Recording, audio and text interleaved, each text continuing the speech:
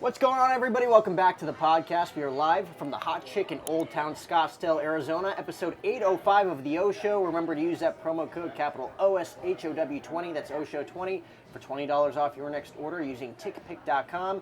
It's episode 805, my 805th podcast. It's Sienna's first podcast. Yes, it is. Thank you for having me. Which is nuts because I feel like working in radio and being around what you work in, I mean, you're talking to people anyways. Like, this isn't hard. Yeah. So for me, I'm new to radio. So I've only been 2.5 months into this.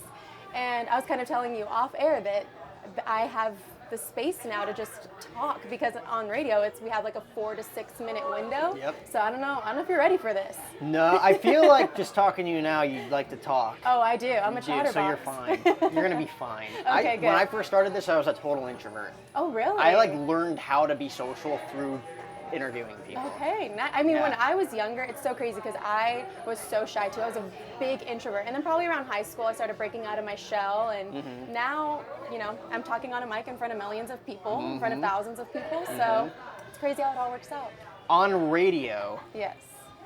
Do you get to pick your own music, or is it what the station tells you? It's what the station tells us. So we have our program director, and he does all the music, and they talk to the labels and all of that stuff. So I have nothing to do with that. Right, you're so promoting that's a whole them. different thing. But yeah, that's the music we run, and in between is where we prep our content of what we want to talk about. It mainly focuses on our lives and what's going on, and we kind of make a bit out of it, and that's how we go from there. Was it hard starting out doing something like that, or? It was, because imposter syndrome is a thing. Very real. It's very real. Like I said earlier, this is my second-ish month into it. I've never talked on a mic for a living. And so walking in that room with someone who's our lead mic, who's been doing it for 25 plus years and is very established in the Valley, Joey Boy, if you know who that is, and then my other co-host, JD, who's been in radio for I think 15-ish years. It was very difficult to walk in that room with two established men. And I feel like I'm keeping up with them, so I'm giving them a run for their money. I feel like good personalities, you have that synergy. Yes. What was it for you that said, A, I want to get into radio, B, how did you get the opportunity? So both of those questions kind of combine in one answer, in the sense that I wasn't looking for radio at all. It's crazy because about 5 years ago when I was in college, I was interning, and I interned at that radio station, which my cousin, who's not to name drop again, but another well-known DJ out here, DJ Chris Villa, he helped me get an internship at that station. I finished out college, I went on to do other things, and probably at the end of July, I get a call from, the main boss, and it's like, hey, this is Chris Hernandez, I work with Odyssey, do you have a moment to talk? And I'm like, I don't know who this is, because he goes by his DJ name, we call him Decipher, so I'm like, okay. Call him back, and he's like, hey, with the pandemic and stuff, we have everyone out of the studio, but we want people to come back in. We're working on a new morning show. Do you want to come in and maybe cut some breaks, which is basically audition? And I was like, yeah, sure. And so the way it all happened was I went in, I did some stuff with Joey Boy and JD. We vibed really well. JD's been friends with my family for years now, which is a crazy a come around moment.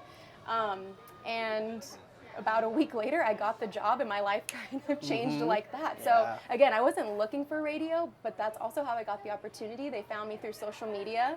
They were debating back and forth, like, she works for the D-Back, she works for Coyotes, she's local, she's born and raised here, and they hired me within the 2 weeks of calling me. Yeah, they're like, she knows the Valley. I do. She likes to talk. Yes. Seems like she'd be good on air. Yes, so that's pretty much what it was, and I thank them so much for finding me on social media. Social media is a powerhouse. If it wasn't for that, I don't think I would have been found by Joey Boy, because that's how he found me. Yeah. It's just a digital resume at this point. Oh, absolutely. Like, people who aren't using Instagram for their careers at this point aren't really utilizing social media that well. Exactly. And at the time, I was in-game hosting with the D-Backs, which is a whole nother thing too, an opportunity that was wild.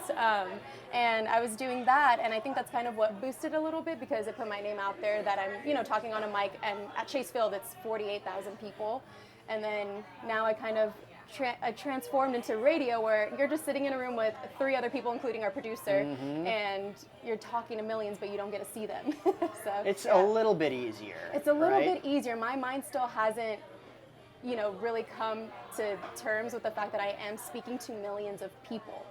I just think I'm talking to maybe like 100 people are listening, but no, we're talking to so many. Right. But your experience, like in-game hosting, actually talking in front of, like, on a good night, 45 to 50,000 people, especially this year with the World Series run. Yes. Like, to be able to go into a studio and know people are listening to, like, I've done this before. Even if they were here, I'd be able to do it. Yeah, and I feel like it was a good transition from actually being in front of a camera to going behind a mic versus being behind a mic and then going in front of camera. Because for me, I'm like, I could go behind a mic easily. If I can say it in front of 40,000 people watching me, and then I can go into a room and just talk, I'm good. So it was an easy transition So for is me. radio very easy compared to being on camera? Because, like, you are just talking. I would say the prep is a lot more than I expected. Because you got to talk more. You got to talk more and stuff like that. So I would say radio is easier in the aspect of not feeling the pressure of people watching you. The prep and stuff, that's still hard work that goes into it and stuff like that. But I would say with D-backs, it's live entertainment in a sense. So, I mean, so is radio, but live entertainment with people's eyes on you, where it's like, I was so obsessed. If I messed up, I would be so hard on myself. But at the end of the day, I've gotten better of just like, I'm human. Not everyone can even do this, you know what I'm saying? Like, not everyone can just grab a mic and talk in front of everyone. So I was my biggest critic, but I eventually got over that, and now I feel like I've improved definitely towards the end of the season. Were you ever someone that looked at in-game hosts when at a game and thought like, oh, they're buffering their words, how embarrassing, and now you're that person? No, I've never noticed it, so that's what the thought I had to have with myself of like, no one's really going to notice that, and if I do stutter, no one's going to remember, even if they did notice, you know what I'm saying? Like, so I feel like I had to keep telling myself those things in order to make myself feel better, because at first I was super hard on myself. I had to be perfect, but now I'm just like, if I stumble or if I maybe forget something, I'll just be better the next time. If it happens, it happens. There's no going back. Just move forward. Yeah, absolutely. How was the whole World Series run working there? Because you're there probably day in and day out. Every single day is like 10 out of 10 when it comes to excitement. And then it's like, well, we got to get up and do this again tomorrow. Yeah, listen, Jack, it was so much fun. I can't even... It might not ever happen again. It might not ever happen again, so I made the best of it. Listen, this is my first year in-game hosting with... Again, we have Mike and Vanessa there who've been there for 17 seasons. So I got brought in to help out, and I'm glad it was this year that I got brought in to help out, because that's when we went to the World Series. And it was just, I remember having to take moments to really take it in, because you just look at the top of Chase Field and every single seat was filled. And it's kind of, you have this job to make sure all the fans are involved in having a good time. Obviously, it's not about us, but it's just about providing that experience. So to know that we're doing that for people, and then we're feeding off of their energy, like, I cannot explain it. It was insane. Looking around with the rally towels going, even if it wasn't the outcome we wanted, I would never trade it for anything. It was so awesome. Usually as like a fan of a team, it's like you want to win the World Series, not just get there, but like just getting to the World Series for a team that's only been once, and it was like within the first 3 years of their existence, like that's pretty special, especially in a season where like they could have not made the playoffs this year and it wouldn't have been a big deal at all. Yeah, we were falling off there probably after an All-Star break, and we're a young team too, so no one thought that we would get this far. I remember we were going into the wild card, everyone doubted us, and then we went into the NLDS, doubted us, and then we made it to the NLCS, and then we went to the World Series. So it was, like you said, we weren't supposed to be there. It was two underdog teams. I'm not gonna lie, it's still a gut punch even talking about it now. I really wish we would have got that dub, but we were not supposed to be there, and we were, so I'll take it. I'll take it any day. How big of a Diamondbacks fan are you, really, growing up in the Valley? I was born and raised here, so I am a D-backs fan. That's all I know. I don't have any other team that I would support. I mean, if two other teams were in the World Series, sometimes I'm just like, I'll go for them, but it's not like I'm supporting them. This was your hometown team. Exactly. So, and I've been with the D-backs organization since 2016. So to kind of progress and move up in roles and then host a World Series, it doesn't get better than that. It really doesn't. What was the best game to be at during the entire playoffs? So I was at, in my opinion, what the best game was and what I thought the worst game was. Okay. I was at Game 4 against the Phillies when Alec Thomas hit the game-tying home run, and then they came back and won. That was a good one. I was also at Game 4 of the World Series when they went down 10-0 in the first 3 innings. It was brutal. That was brutal, but I will say that 10-3 game, we had a little rally there, and all the fans were still. We had a little bit of hope, so they had Oh, the they rally came back a little towels, bit. and they came back. I think it was like 7-11 or Yeah, something. I right? can't remember the score at the top of my head, but we had that rally there, and it was still They made it a little bit of exciting, electric. yeah. I would say though, my favorite game was sweeping the Dodgers That's because fair. it was insane. People had their brooms. I got to jump in the pool.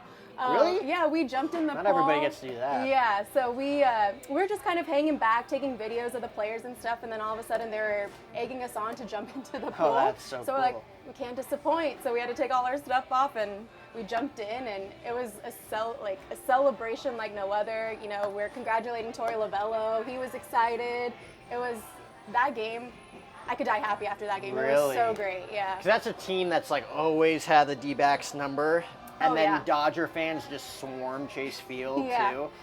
And then I remember, because it was like the 4 big home runs in one inning, right? But I Yes. remember that Gabby Moreno hit one like right down the right field line, and it was like that close was from being standing fair. right there. And they Yeah. called it fair. He rounded the bases, and then they took it back after instant replay, and then on the next pitch, hits it Yes. out again. I know, it was great. I was standing right there when the first 3 hit, and then he had hit it to left field, I believe. So I was like standing right there, just watching them come, and I'm like, there's no way this is happening. I have video of us like going crazy Yeah. in that corner, but again, all of the games, even though again the outcome wasn't what we wanted, it was just still, it was one of the best experiences in my life. I thought postseason in 2017, my first year, was amazing because Oh, but I guess, you know, that game right there beats it by a landslide for sure. Were you at it was like Archie Bradley hit a triple in the wild I card was there. game? I was working it. That's the exact game. And That then was we made like- a bobblehead out of him.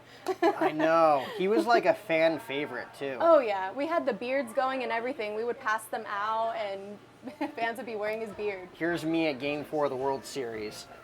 So it was Halloween. Yes, it was. So I'm like, and neither of us are like Diamondback fans, but we've been in the Valley for like almost a That's decade. So I'm awesome. like, we may never get this opportunity again. And it's Halloween.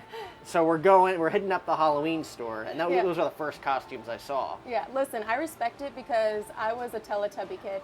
Were you? A lot of people liked Barney. I was weird and I loved the Teletubbies. That was the other, Barney was the only other one. I'm like, we can't be 2 Barneys. And Yeah, we gotta no, I respect Tinky, Winky, this. and Poe. Yes, I love that. I wish I would have seen you But guys. here's the thing, no one else dressed up. It was Halloween. I'm like, we're gonna be fine. Everyone's gonna dress up. There was Yeah. like, Where's Waldo, I think, maybe Yeah. some cats. Yeah. But like wherever we were walking around, there was snaps being taken, I people wanting love pictures. that. I'm like, all right. I know. I feel And like the game people was had to over in the pick. 3rd inning too, Yeah. where I'm like, Yeah, it's no, just us. Yeah, no, I feel like people had to pick. Do we want to wear D-backs gear or do we want to dress up for Halloween? So I feel like that was probably the battle they were having. Oh, you could tell we're just baseball fans enjoying ourselves, but we made it a fun experience Yeah. after they went down 10-0. I know. And to be honest, I didn't even feel like Halloween. I kind of forgot that it was Halloween. 'cause I know. It was the World I Series. feel like just Halloween took over as my an life. adult, Yeah. not really a thing. I mean, I really try to make it fun. I love dressing up. I wasn't into Halloween a couple years ago, but my friend who moved out here, I became really good friends with her through D-backs. She got me into it, so we were always like, couple costumes. And then I met my husband, so him and I do it now, and I'm getting him into Halloween. So I thought you were going to say, then I met my husband, and he's not for that at all, Oh, so I don't no. dress up at all anymore. Even if he wasn't, I would force him. I force him to do everything. And he's a good sport about it. As a good husband would be. Yes, You he gotta. should be. Otherwise, he knows better. No, I'm kidding. I feel like that's a goal, too. Like, once you Yeah. get married, like, you have your partner, it's like Halloween, we dress up, a couple of these Yeah. costumes. And he's from here, but he grew up in Mexico, so he didn't really do Halloween or experience dressing up for Halloween. So it was just whatever to him, and he Yeah. doesn't really get a lot of the movie references. Like one year we dressed up as Waterboy. Yeah, I had him dressed yeah. up as Bobby Boucher from Waterboy, and I was Vicky Valancourt, and he didn't really get it, but so many people were complimenting our costumes, and he was like, oh, I guess this Cool. is a good costume. Yeah. I'm like, it's iconic. Adam Sandler is iconic. Oh, that's a great movie. That's one of Yeah. his best movies. Oh, don't get me started on Adam Sandler. I love him. You love Adam Sandler? Yeah. I'm trying to think. Obviously, Grown Ups, 50 First Dates, 50 First all-time Dates. classic. We got Blended. Wedding Singer. Wedding Singer. We have Billy Madison. Billy Madison. Happy Gilmore. We got all of those. The murder mystery movies that just came out Those are really good with Jennifer Aniston, yes. Uncut Gems. Uncut Gems was good. Really good. He can do no wrong in my eyes. I know he can be a little corny and goofy, but I have loved him. He's just himself. That's just him. I know. I love him. Favorite actor or actress? So this is interesting. I love Adam Sandler, but he's not my favorite actor or actress. I'm going Jennifer Lawrence. Okay. She got a Did lot you see her new movie? I haven't. It was No Hard Feelings? Yeah, I haven't seen that one yet. But I've seen a lot of her stuff, and I just really like her too. Obviously, I don't know her. I wish I could, but I just like her as a person. She's very real. And I know a lot of people thought that was off-putting and like, oh, she's trying too hard to be relatable, but I like it. I think she's funny. How can you and try quirky. too hard to be relatable? I know, it's just her. I feel like that comes off as ingenuine if you try to do that. I think it's just people talking at the end of the day, but I genuinely like her. I think she's a great actress. I think she does it for me. I really like Jennifer Lawrence. It's an easy answer for me. She was really good in that movie. I think it came out like 2 Christmases ago with DiCaprio and Jonah Hill. It was like the Meteor movie. Yes. I'm blanking on the name. Yeah, I totally forget what it is. I know what you're talking about though. I saw that. Yeah, I'm totally blanking on the name. I'm not gonna figure it out. Yeah. I have no brain cells. I have like no knowledge to come up and be like witty on the spot. I have to do my research first. No, it's all I used to be able to do that like 10 years ago. Be like, oh yeah, I remember that. And now it's like I'm not even gonna try to think about it. I mean, I said I was the fan, and I can't even think of the name. So. I know. I'm gonna look it up, but that to me, Jennifer Lawrence is probably the most real actor/actress that there is today. Yeah. From what I've seen. I just genuinely enjoy her interviews. I think she's funny. I feel like her and I can go out for margaritas and have a great time. So that's what matters to me. I feel like I could be her friend. And now that you're in radio, you could have an opportunity. I know. Maybe when you go to the Oscars or the Grammys or something, maybe run into her. Well, that's probably the coolest thing about working in media is that one day or another you're going to get invited to like a red carpet premiere or something, and you're going to get to interview people. Like a few of my buddies got invited to the Iron Claw premiere with Zac Efron. I love Zac Efron. That's my number one celebrity crush. I love the movie. I love the actors that were in it. Yeah, Zac Efron's a good-looking dude. Yes, I will say that. To say the least. I got to meet Vanessa Hudgens this past weekend. Oh, really? She was at spring training this past year, so I saw her in person. I didn't get to meet her. Was she nice? Oh, yeah. The most charming human being I've ever met in my life. Yeah, Cole Tucker's a very lucky man. That's the bar moving forward. Let's see. No Hard Feelings. She was Hunger Games. I didn't know she was Hunger Games. Yes, I got to rewatch those movies. That's how she got, I think, her claim to fame. Don't Look Up. Don't Look Up. I was never going to get that either. Yeah. I remember there was a lot of celebrities in that movie, actually. I know, like, Ariana Grande had a cameo in that movie, too. Timothy Chalamet. Yeah. It was a star-studded cast. They were just like, you. And it was an Adam McKay movie, too, with, like, serious actors. Yeah. So I did see that. I remember, because it was on Netflix. It came out on Netflix. Yeah, I remember that. So now that you're in radio, like, for me, getting into podcasting 7-8 years ago, I always had dream guests that I wanted to get. Do you now have people that, whether it's, like, going out for drinks or getting to interview live on TV, like people you want to interact with? Oh, absolutely. I have always loved pop culture. So like you mentioned earlier, red carpets and stuff, that was always my dream job, is to land on a red carpet to just do interviews and stuff like that. So radio, we're going to get our footing and we're going to eventually do some interviews. So just loving pop culture, I'm always like, well, I get starstruck. I know be professional, but I'm like, I like celebrities. I like pop culture. So I'm just like, am I going to be weird? I don't know.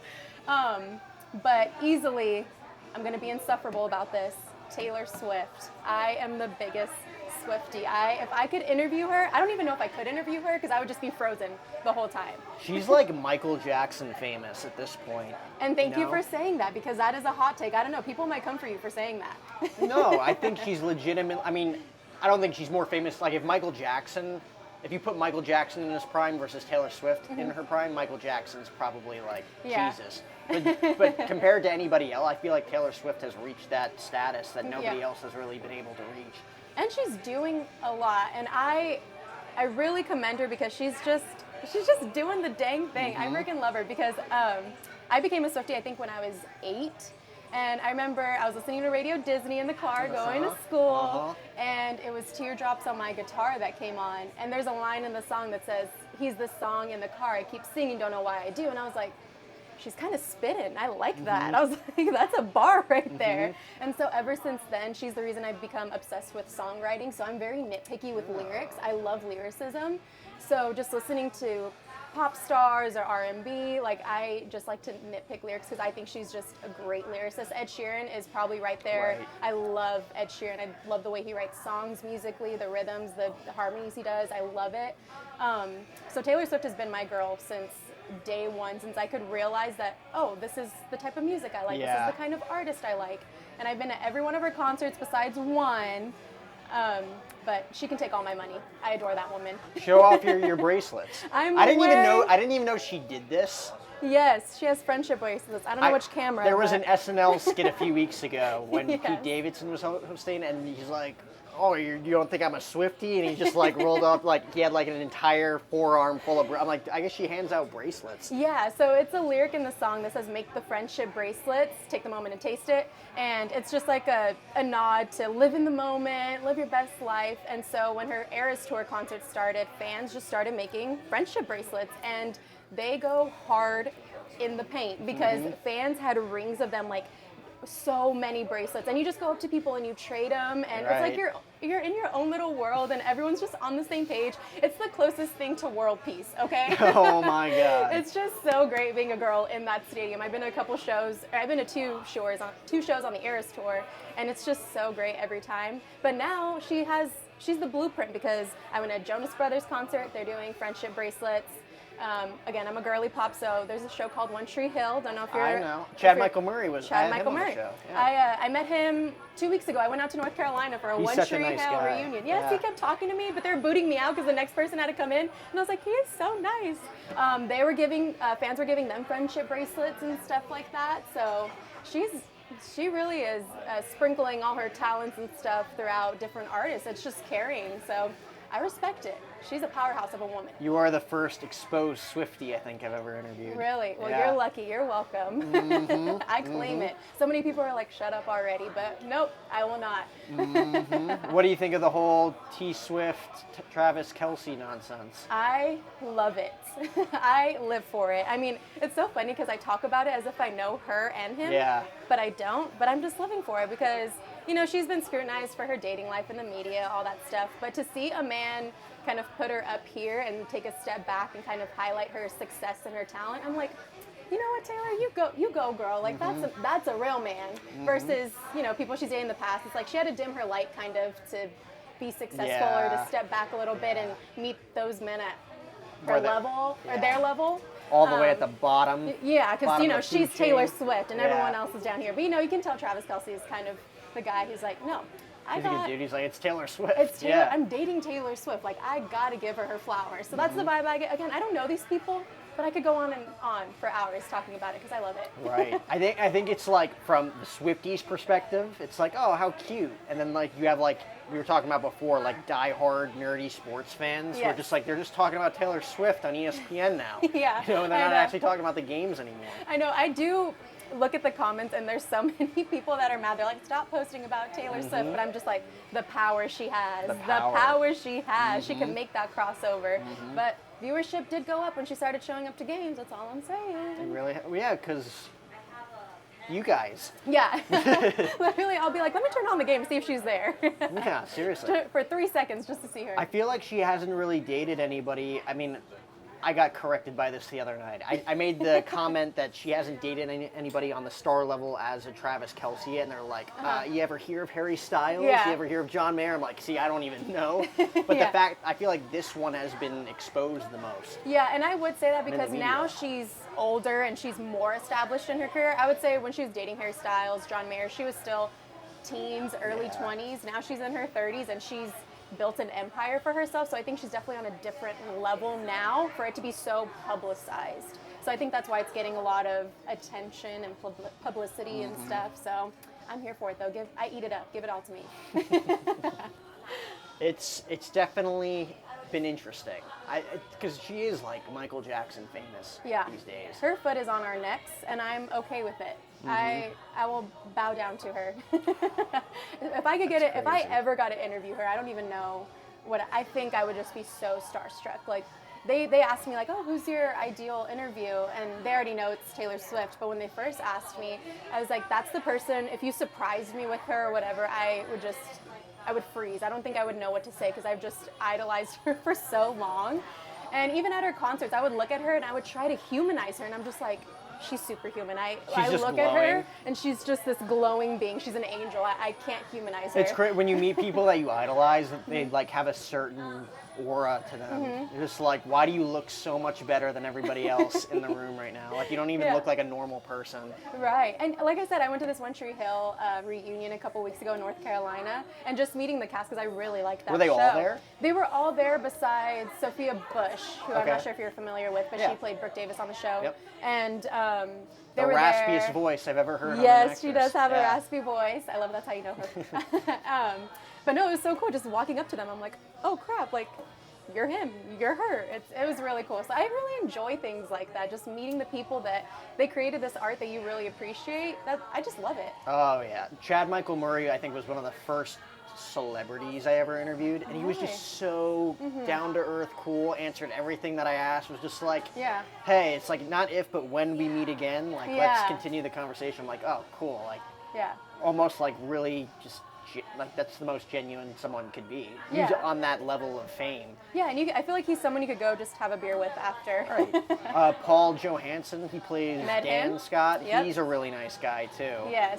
Yeah, and I met James Lafferty, who plays Nathan Scott. It's so funny because in the show, Nathan gives Haley this bracelet, and I have the photo. It's like James Lafferty is putting the bracelet on me, and my husband, Chad Michael Murray, and Paul Johansson are all like this. Oh, it's that's so a good funny. picture. I'm going to post it in a couple hours or so because I just got them back. Oh, really? So I am so Did you have like excited. a photographer? Yeah, so it was a professional photographer. It's like you had to pay for the meet and greets, and so then you would just go in line, chat for maybe a couple seconds, take the photo, and then you had to go. But when I was leaving, I was talking to Chad Michael Murray, and he just wanted to keep chatting, and I was like, they're kicking me out. Like, I have to go. But he seemed like such a nice dude.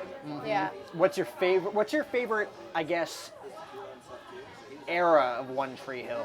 Because from where it starts to where it ends, it's like a completely different show in a lot of ways, except for like the whole Dan storyline of him like redeeming himself towards the end. Towards the end. But what's your favorite? Because who's the country singer that came out of that show? The girl. Janet Kramer. Yeah, Janet Kramer. Yeah. So I actually just finished watching it. I watched the last episode in North Carolina 2 weeks ago. I've seen the show. I found it about 5 years ago, and I watch it almost every year just to rewatch it. So I just finished it, so it's all fresh in my mind. Yep. I really do love the transition from high school to them becoming young adults, where it's like they skip college, but you show that they're all in different places of their lives, because I feel like that's very realistic. You have your close friends, and then you guys kind of just all go off, but then you still find ways back to each other. That might sound really deep for a teen drama, but just, I love that depiction of it, because I feel like that's what's real. Because obviously all the, the murder and the drama and all that's all kind of fake. It's just like dramatic, but the real stuff is where I'm just like, oh wow, that really hits home. But it seems real, So I would say probably that. I think it's like end of season 4 going into season 5 is when they're done with high school and go into college, or skip college and then go into adulthood. That's probably my favorite part It kind of of the like show. I mean, I haven't watched it since high school, but I'm trying to remember certain things, because like when after Dan kills Keith, I know, R.I.P. things kind of like, but then he comes back for one episode as a ghost, so it comes full circle. But there was like that one season where like they were in high school, and then all of a sudden Nathan's getting drafted, but then he gets into that bar fight. I really love how you know all this. I'm trying to put the pieces together. You're doing great. But, You're doing great. He goes into the bar fight, gets thrown into like glass or something, if I remember. Gets thrown through the window. And then gets paralyzed. Yes. He wasn't fully paralyzed, but like he was just in a wheelchair for a while. Yes. But then he kind of lost his way. Yeah, and like then very much so, as anybody would. Yeah, and then he came back. It's all good. But then he ended up making the NBA anyways. Yes. Right? Yes, exactly. He made the NBA. That stuff's kind of blurry to me, but yeah, no, you literally nailed it. You got it. And then he had to retire from the NBA when he was like 25 because of his back or something. I'm like, what? That is Really? so young. Yeah. I don't know if you remember that part. His back was hurting or something, so he had to retire. because he got slammed in that bar fight. Of course. Exactly. Yeah. But at that point, you make the money, then you just be a good husband, good son to Jamie, who was like the star of the show after he was born. I love how you remember this. And then I think without Jamie, you don't really have a redemption story for Dan, because Dan really, obviously he cares about his sons, but what was Chad's name? Lucas. Lucas, he wanted nothing to do with him, right? Yeah. He was kind of out of the pic. He left the show. Yeah. He like came back for one episode too, right? Yeah. But even Nathan wanted nothing to do with them. Haley, was that it? Haley James? Yeah, Haley James Scott. You're getting it. You're doing really well. I'm really proud, by the way. And without Jamie, I feel like there was like no room for him to come back because Yeah. Jamie was the one that accepted him. And Oh, through exactly. Jamie, Haley was just kind of like, all right, like he could stay. Yeah. Which is it's nuts that- because it's after that like you innocence, yeah. admittedly murder another Yeah. family member, like no one ever wants anything to do with you Oh, ever again. absolutely. But like I said, it's like that innocence of Jamie not really knowing what his grandpa did. So that's why he still loves him for who he is. But I think, yeah, if I remember correctly too, because again, I watched it over the course of a couple months. Yeah. He was mad at Dan for finding out that he killed Keith. But again, that redemption value in your I feel like you love your grandkids so much that's probably what they clinged on to make Dan come back, which I'm for. It was all good. I remember they were like putting together the pieces of like Keith asked for Lucas's permission to adopt him as a son. Yes. And like that whole family was coming together, and then like I feel like at that point Dan wasn't really looked at as a villain before that happened, or was he? Was it He until was- after he died where like he was kind of trying to redeem himself without telling the secret? Yeah, he was, I think, living on his own. He was like basically choking on his own guilt. That's why he put himself in prison, basically, because he's like, I deserve to be in here or Yeah. whatever. And so he had to do that. And then I feel like once they found out that he killed Keith, then he became that villain. But then again, here comes Jamie, the grandson who doesn't know what he did, still innocent. He's like 4 or 5 years old. And then they create that relationship. I still instead. like, if I'm like someone's dad, it's like, no, Jamie, you can't hang out with Grandpa Dan Yeah, because he he's a shouldn't even be in our murderer. he shouldn't be in our lives at all, right? Yeah. But then he saved Jamie from that From Nanny psychopath. Perry, yes. Yeah, You were- that's why. Jack, I'm and then so he proud. kills her, I think. Yes, he does. Yeah. He does. So, which is not great. No. But yeah, I think. Why did she kidnap Jamie?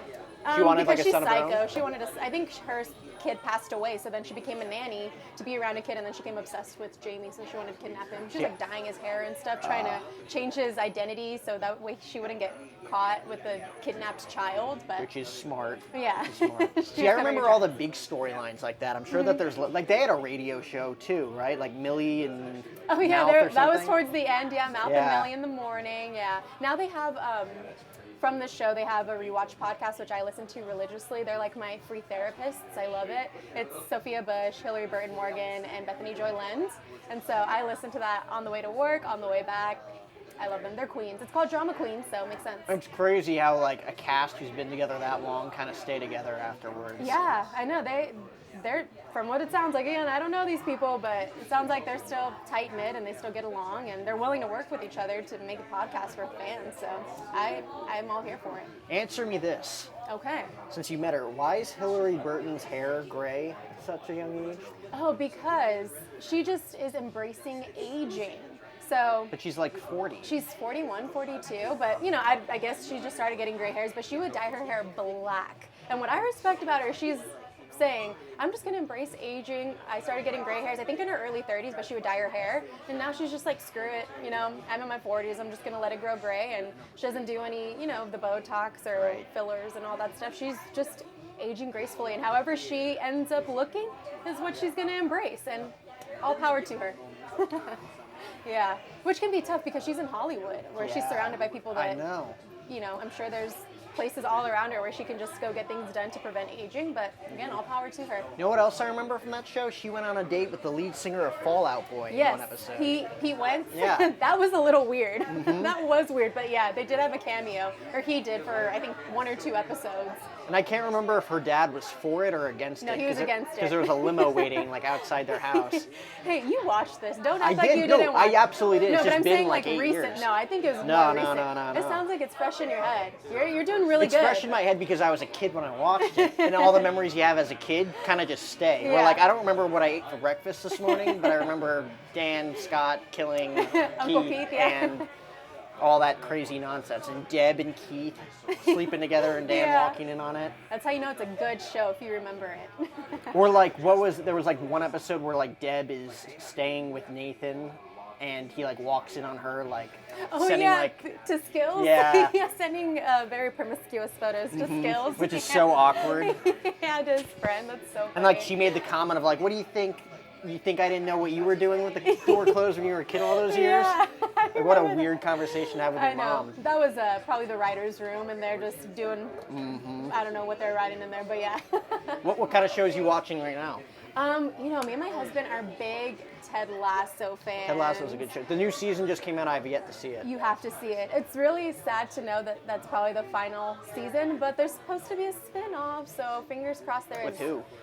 So Keely and Rebecca, they're gonna make their own women's soccer team. Is the tease that was in the final season. Nice. So spoiler alert, but I Nice. mean it's been out for months, so you gotta get on. Yeah, I was on Apple TV.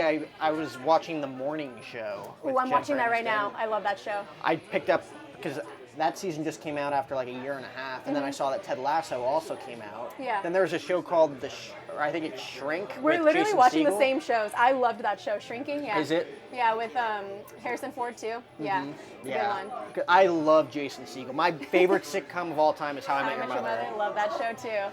Dude, You- we probably have similar taste in shows. Probably. I finished Suits. If I you've need ever to seen start Suits. that. I have a really good friend who's obsessed. She binged the Suits whole is thing. I haven't really fell in love with a show like that since How I Met Your Mother, probably. I Oh, put it up there as like really? one of my favorite shows of all time. Have you seen New Girl? Of course. Love My roommates New watch Girl. New Girl on repeat in our house. It's just Same. on the TV. I'm That's like, how we're I am watching too. New Girl again. If I had the streaming service that had The Office, it would be The Office because I love The Office too. But New Girl, I have the streaming service that's on, so I just have it on repeat. Like going to bed, waking up. Oh, I love that show. So I live with 3 girls. Okay.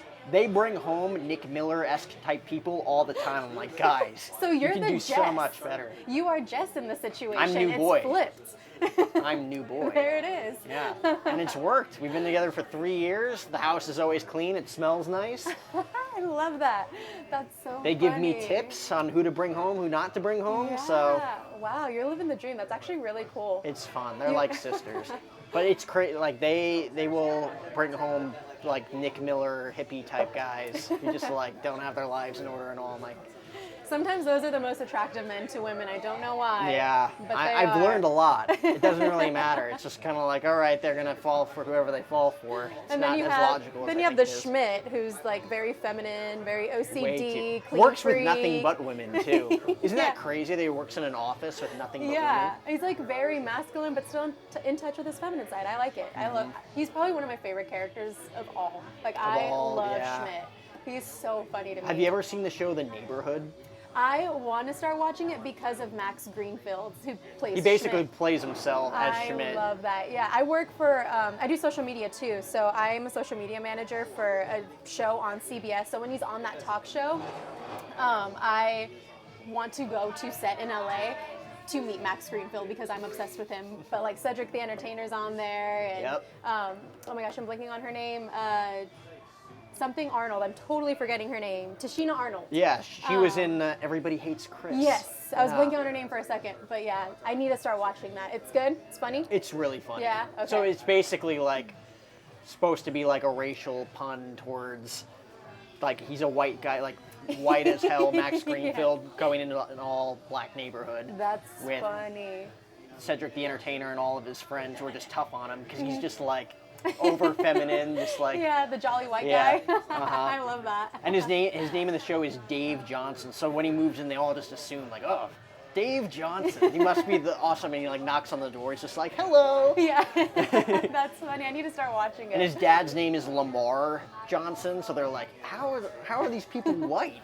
Yeah, that's funny. I need to start watching it. It's a good show though. Uh-huh. But like that Suits. And then I don't know what else. I loved Suits. Uh-huh. Like loved Suits. So basically, what you're saying is I need to start it once I get home. Okay, cool. I think any guy would love Suits too. Yeah, so your I'm down husband to would be start. all over that show. Listen, my husband will watch anything I'm watching. He likes to say he's not into it, but he is. One Tree Hill, If stuff you're like that. genuinely not into it, you're not going to put up with it. I don't care if you're a good supporting person or not. You know, Yeah. like if you don't like a show, you're not going to get into it. Yeah, I just know, like, in the corner of the room, he's looking, and he likes the cars that are in Montreal. I know Lucas had a Mustang, and there's a Corvette in there somewhere. And he's just like, oh, that's cool. He had fun on the trip with me. Let's not get it twisted. So whatever shows you give me, me, whether it's girly pop shows or dramas, whatever, he'll watch them with me. So I don't have to be picky because I just know he'll catch on to it. Interesting, interesting. Well, like in One Tree Hill, do you want to go shoot some hoops outside? Yes, let's do Maybe it. we can continue our conversation about sitcoms and TV Yes, shows. absolutely.